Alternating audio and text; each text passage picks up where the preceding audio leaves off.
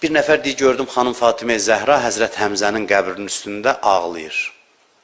Deyir, gəldim yaxına, dedim ki, xanım, Peyğəmbər aşkar söz deyib ki, Əli mənim davamçımdır, məndən sonra imamdır.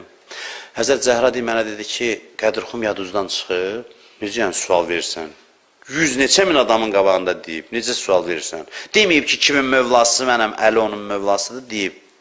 Deyir, onda belə deyir, dedim. Dedim ki, əgər belədirsə, Allahın Peyğəmbəri deyib, imamət Əlinin haqqıdırsa, bəs niyə meydana çıxmadı axı?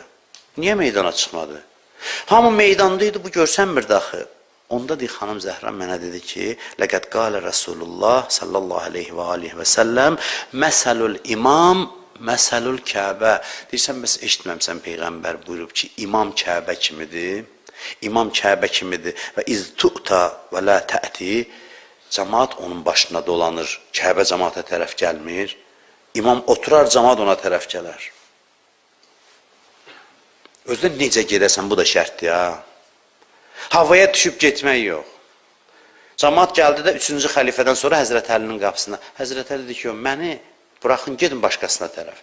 Neynirdi Həzrət Əli? Təvazökarlıq elirdi, yox. Haqqı idi onun, imamət onun haqqı idi, xilafət onun haqqı idi. Bəs nə üçün deyirdi? Çünki görürdü ki, cəmaat yenə də gəlib, imamı öz nəfsinə vasitə eləmək.